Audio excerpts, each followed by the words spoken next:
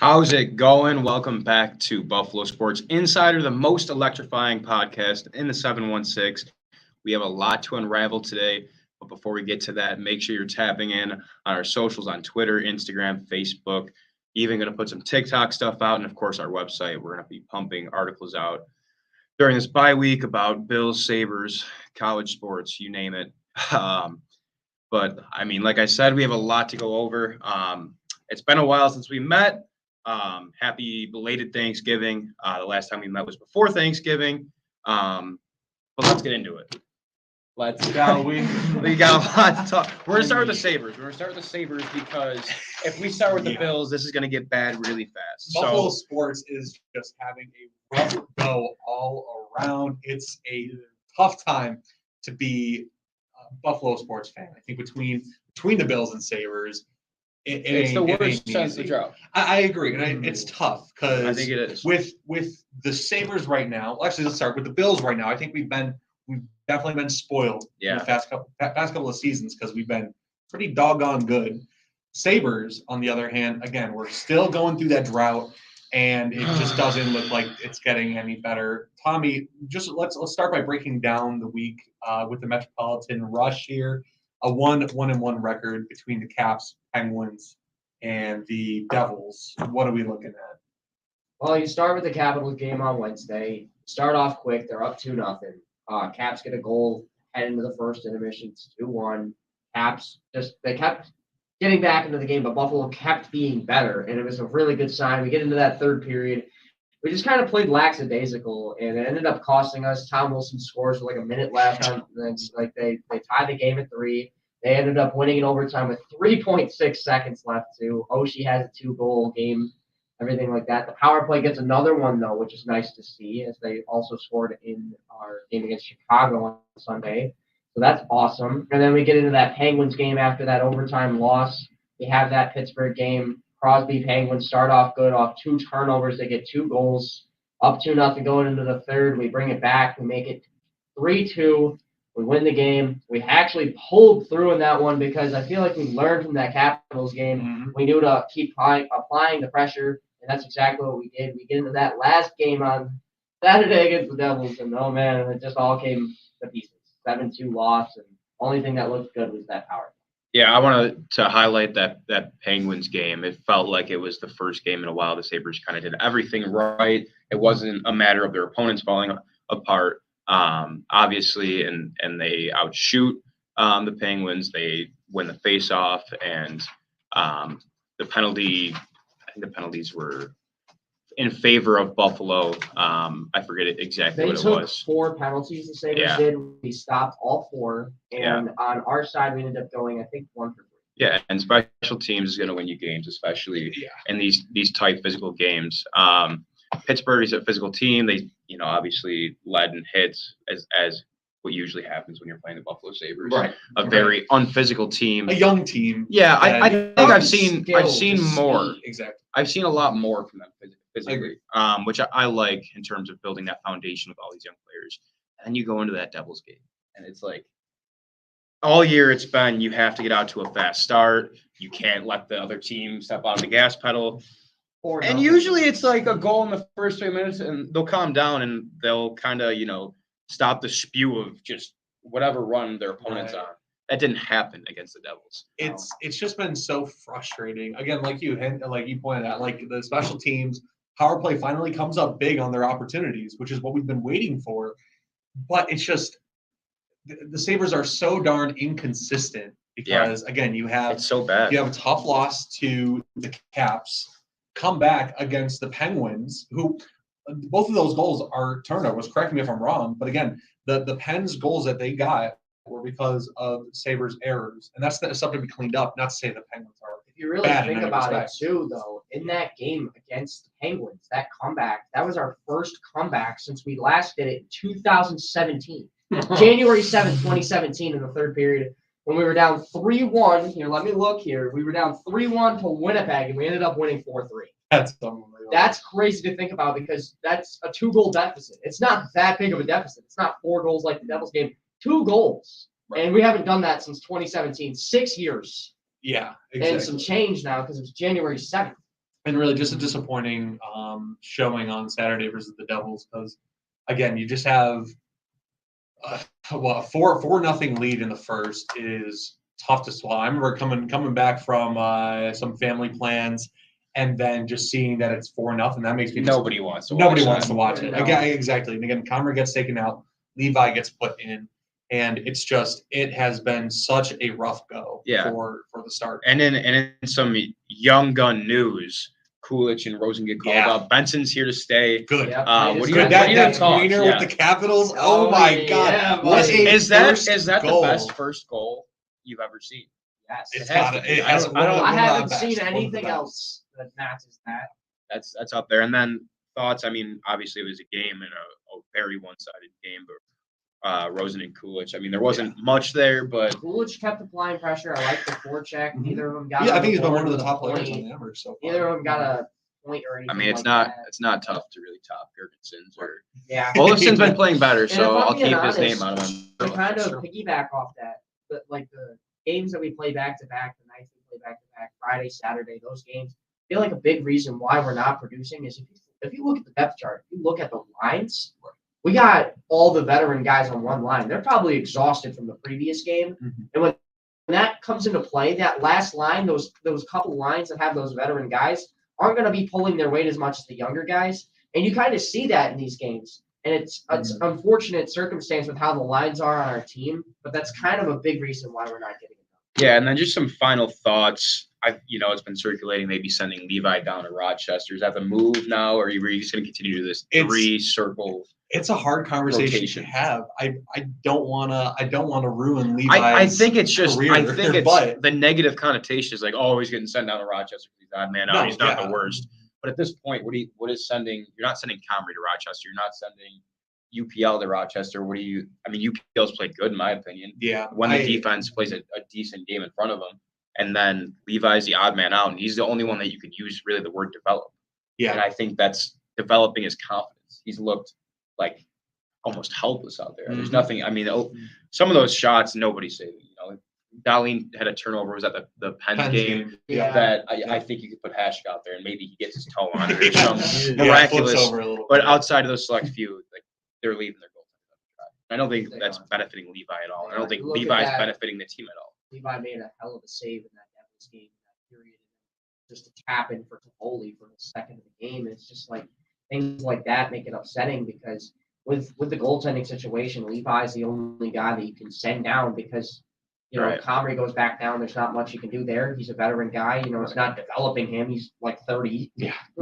Can't do that. Luukkonen's had his time. Mm-hmm. You got Devin Levi and the big. And Luukkonen's arguably been their best goalie. I agree. Yeah, I think he's been the most solid. Yeah. Levi has won them a couple of games, I will say, but I just think overall you're hurting more than you're helping. But obviously, Rangers game tonight, big game against a really good opponent. We'll look forward. Look at the start. Yeah, too. yeah. It's going to be against Shesterkin. Shesterkin's going to be in the opposite side. And honestly, I don't know if I like that or hate that because Jonathan Quick's been playing out of his mind. Yeah. Well, there's a reason. They got some good between the two guys there. I mean, it's just pick your poison. and there's a reason that they're as good as they are, and a lot of it is goaltending. But if we are ready for it, are we ready to talk about Bills, KJ? Guys, are we ready? I might just have to bring the bag back out. Let's get into it. All right, so I'm sure everyone watched. If you didn't, 37-34 loss in overtime. It seems oh so familiar. As a Buffalo fan or a fan of any kind of goodness, once again, we're left short. Yeah. Was there at any point where you thought the Bills were going to pull away with it? Oh yeah. Come on now. I mean, when you come back exactly when you look at the halftime stats and you see Jalen Hurts is 4 for 11, 33 yards passing, you're like, oh my God, like this is like our time because now the Eagles are stumbling. Yeah. This is our time to capitalize on it. Turnovers too. It doesn't happen.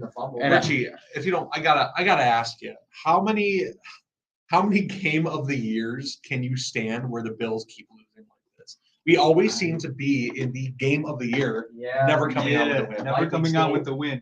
And it always appears to be in the most heartbreaking fashion. So it's never just like a normal loss with us. It's always So No, you can't lose a Yeah, 31-20 game. It's got to be Right. Yeah. someone's out for the year, or congrats, you're back in it. No, you're Yeah. not. It's over. Oh, they missed the field goal, but you 12. Yeah, but outside of that, I mean, obviously the way they lost was really porous and Just once let again Jalen familiar. basically run into that. But the Bills looked good for 35. They looked really good for 35 minutes. I agree. And then once again, Sean McDermott's team does not look like they adjust well at half. And No. Nick Sirianni's Eagles did the exact opposite. Mhm. They came out firing in the second half. Like a different team. Once again, the Bills can't play with the lead, and it comes back to bite them. And we're a Gabe Davis touchdown away from not having to talk about any of I'm this. celebrating right now. Probably exactly. Literally. That Four We that straight just beat the comebacks best team for in the the league. Eagles. We're in the Wow. playoffs. Yeah. There's an alternate dimension where exactly. It's a tough one to swallow. Again, you see that ball flying towards the end zone. You're watching the replay, and you see that ball leave Josh Allen's hands as soon as Gabe Davis cuts to the corner. Josh Allen thinks he's going post, and it's not the first miscommunication that happened on that overtime drive either. There was a screen that Josh Allen just threw. No one's there to catch it. Right out of bounds. Exactly. So, They just kept running. There were. It's a tough game to talk about because it's. I think what I want to start with, right, is kind of breaking down the end of that game because Yeah. I think it was Oh so my God. poorly managed by the coaching staff. Can we talk about the 20 seconds? Are we going to talk about 20 I mean, seconds? let's start with 20 seconds, right? Because are we going to talk about the 59-yard field goal? I mean, okay. Well, first, let's give our flowers to the Okay, Eagles too. well, Because the Eagles Jake Eagles Elliott, did. man. Jake Let's- Elliott's a dog for that. But what are we Exactly, doing? let's break Why it down. we're just throwing away timeouts? I don't understand That's- that. We That's why I'm iced here, him here. in a situation we didn't have to. We called a timeout right before the third and long just to see what they were doing defensively. Things like that don't make too much sense, and then it leaves us questioning what we could have done with that 20 seconds if we had those times. Exactly. I think again the most frustrating thing, like again, flowers to Jake Elliott because again a That's 59-yarder in a kick. monsoon is like no easy task. So I mean that's amazing for him to do. But again, even before that, we have 3 timeouts. You take one of them before that, then take the second one to ice the kicker. 20 seconds left, and you take the knee to bring it into overtime. Again, Kansas City has done more with less time. 13 seconds. They drive down the field. We've done more with that same amount of time against the Lions on Thanksgiving. I mean, we again dart to Diggs, get the kick. I would rather us have Bass attempt a 59, 60-yarder, right? Absolutely. Going from the line. At least he has that. To be chance fair, Bass missed what was it? A 48. 50-yarder essentially. So it's tough to have that confidence in them, but you have to.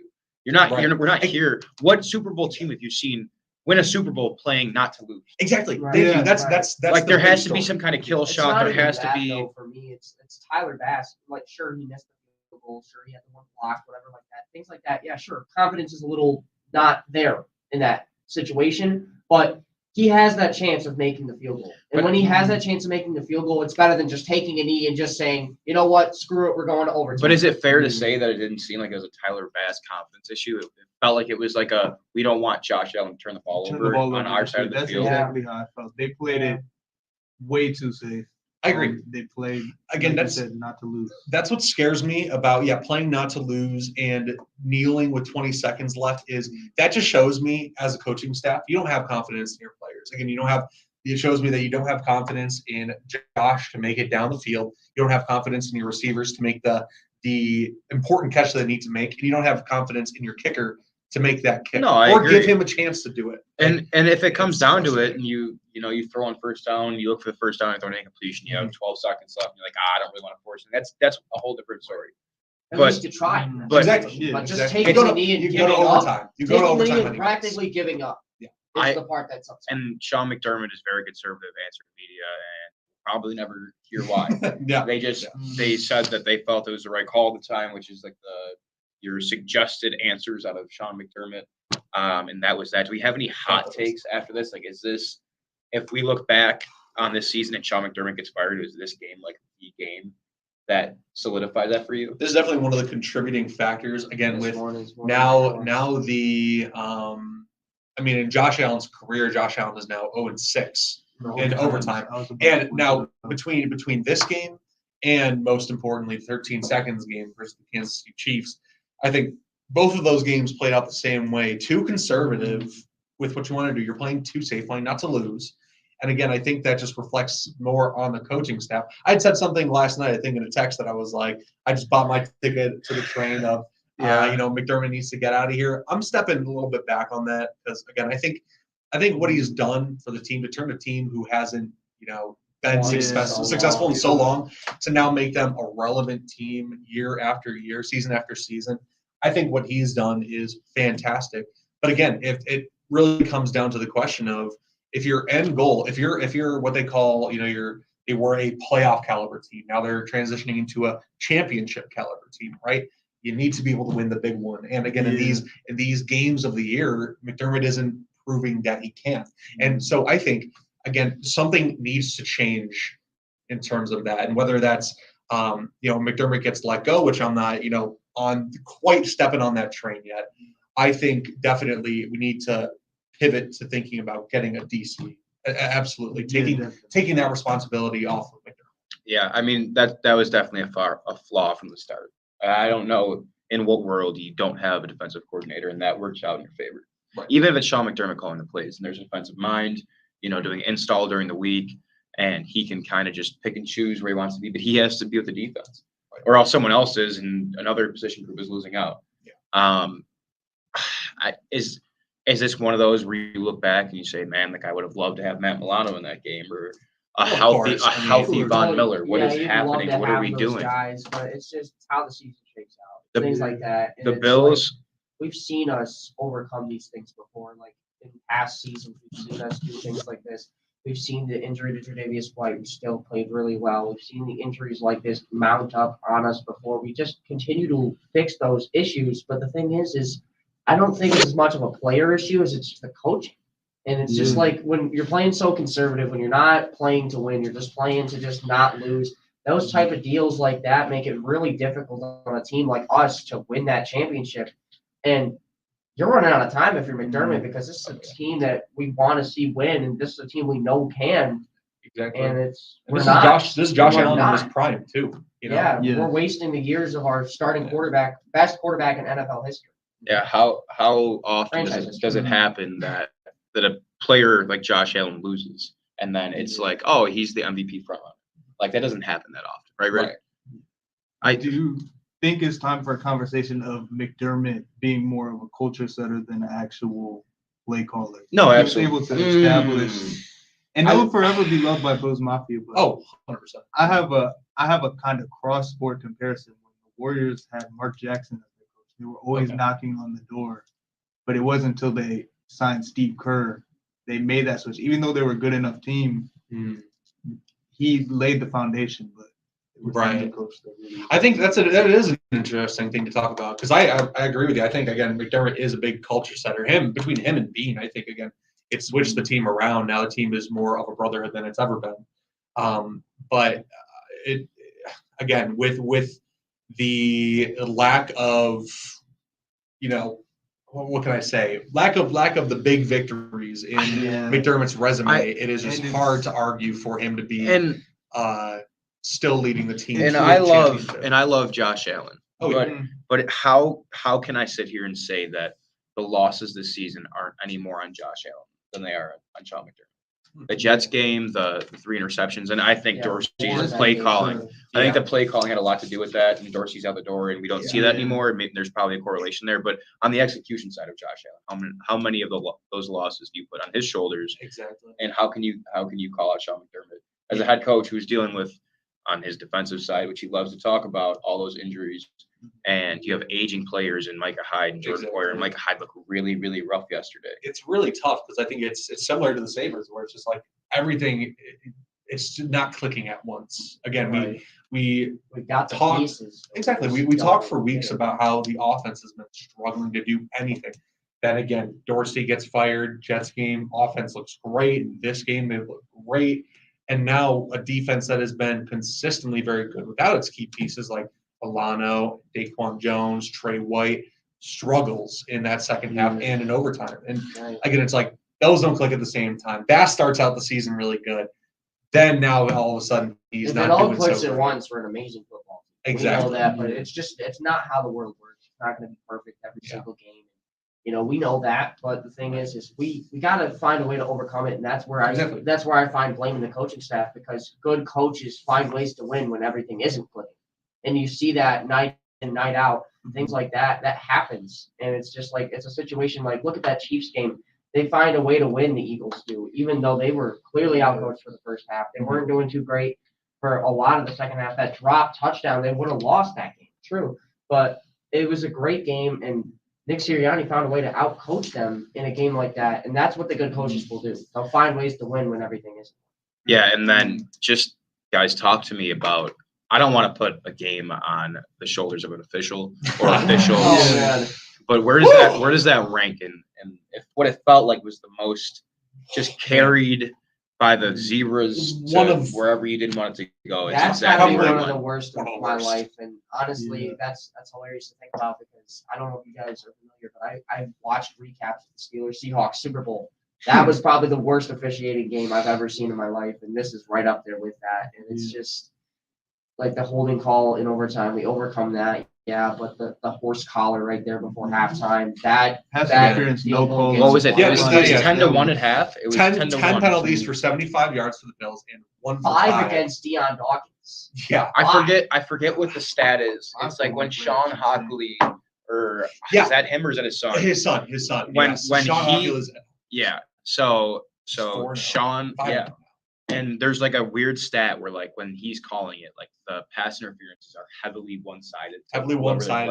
The Eagles are 5-0 when Sean Hockley is, the part of the coaching staff. And go. I get it, because like if you're looking at the passer on Josh Allen in the game, you could argue like that's a soft ticky-tacky call. Oh yeah, I think it's unnecessary. That's why I think they threw it. But that didn't decide the game.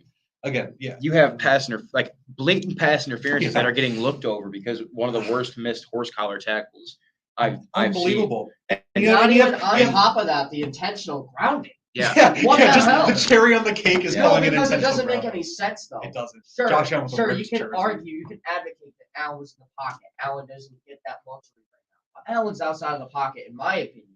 But maybe to them it's a little different. But that ball hits the ground, bounces up off the ground, right into Gabriel Davis's hands. Yeah. Gabe Davis was like 2 yards away from the ball, and they're saying intentional grounding, no receiver in the area. It bounced up into his hands. Allen's showing. So it's unbelievable. So I can't believe they call that intentional grounding, and I understand like it has to be near receiver and whatever you want to say. And obviously he wasn't attempting to make that. He was just trying to get it out and completion. How many times do you see on running back or wide receiver screens where it's not there and they just throw it to the ground? It's obviously not to a wide receiver or the running back.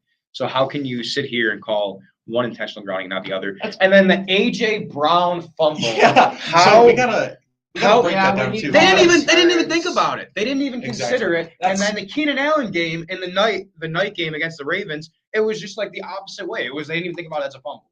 That's what frustrates me about that. Is the fact that, again, I think they did it once before in the game where they ruled it a fumble so that they can go back and review it, because you're allowed to do that. You call it a fumble, don't review it, and if it's an incompletion, it's an incompletion. This time they don't even bother to call the fumble, even though it's so and bang honestly, bang where it's like the second one that didn't was more of a fumble looking play than the first. Exactly. It looked more like a fumble. The first one, I thought Hurts got his arm forward immediately. Yeah. But that one, Brown makes the turn and then fumbles there. How do you not? You're making that football play. How do we not talk about it and go through it? And okay, it's not clear and obvious. Bang. That's one thing. It was like they let it play out. And you're like, okay, they had to at least think about it. They didn't think about it. It was that, and that was the play call, and that was that. I think we could talk about these officiating, just horrific. Oh. That's got to be the worst of the season. Blindside on Diggs too. It is. Yes, there was so much bad. Right in front of the refs. But I do want to talk about some good, because that is maybe at this point unarguably the best team in the NFL. And the Bills, I don't want to say went toe to toe with them. They ran away with them the first half. Yeah. And 505 yards of total offense. We're a James Cook reception for a touchdown. We're a Gabe Davis reception for a touchdown. A Bass field goal away from a 58-yard miss that he probably shouldn't make in that weather. That the only reason I think he makes that is The wind was at his back. The Exactly. wind carries it through But there. we're all that away from a win, and we're going into the bye against the Chiefs feeling really good. And Yeah, there were I 7 know or 8 different ways. ESPN says 21% chance the Bills don't make the playoffs. I think I think it feels like more than that, and I know that the loss obviously hurts a lot. And it would have been, I think, above 50% if they would have won, and that's what hurts so bad, and how they lost and whatnot. But if you play like that against the remaining teams, and I know the Cowboys are good, they're great, their defense is really good, and the Chiefs are great, and there's a lot of great teams upcoming. But if you play like that on offense, like the Eagles have the best defense, or unless you want to say the Niners or the Cowboys who will face off against, you can get away with mistakes here and there, and you could win out. And I am more confident the Bills could do that now than I was going into this week. See, my thing is, even if they do win out, Richie, I think again brings them to 11-6. And how likely is it that they're going to take what I think you have the Colts, the Browns, and the Steelers right now in that wild card? Do they take them out? I think on paper we're better than all 3 of those teams. I agree. But the tiebreakers, they've kind of established a little bit of a cushion above us. So, and then you still have to worry about the Texans. You have to worry about the Broncos. It's not. There are a lot of teams clustered in like that 6-5, 7-4, 5-5. Yeah, and you lose the head-to-head against the Broncos. I don't assume the Bengals hold out with Jake Browning at quarterback. I'm waiting for Steelers, midseason fall apart. But Matt Canada's gone, so who knows? Who knows? I would so love it. And I think the Colts ceiling's here, but again, who knows? And you win out. You win out and you have 11 wins, but at that 10-win mark, which is probably where they'll be at most. How do you? I mean, the over/under on wins is at 8.5, which I think is a little low, but 10 wins, it's a coin flip. It's probably not in your favor with all the AFC losses and this and that. And I think we'll get a little bit more into it on Wednesday. But there's just so much there that we could sit here and talk about, but we can't. And we're gonna have to, obviously wrap up. As always, love the conversation. Unfortunately, recently the conversations have been bad. Whether it's the Bills, Sabres, or we'll get into some college sports on Wednesday. But once again, the sad bag and the boys. That is, we take a screenshot of that and just have that as our header. But appreciate it. We appreciate your time. We appreciate you tuning in once again to Buffalo Sports Insider. Make sure you're in tune with us on Instagram, Twitter, Facebook, and of course on the website. Articles are posted daily. We appreciate you. Thank you for hanging around. Go Bills, go Sabres, go whoever you want to go. And we'll see you around on Wednesday.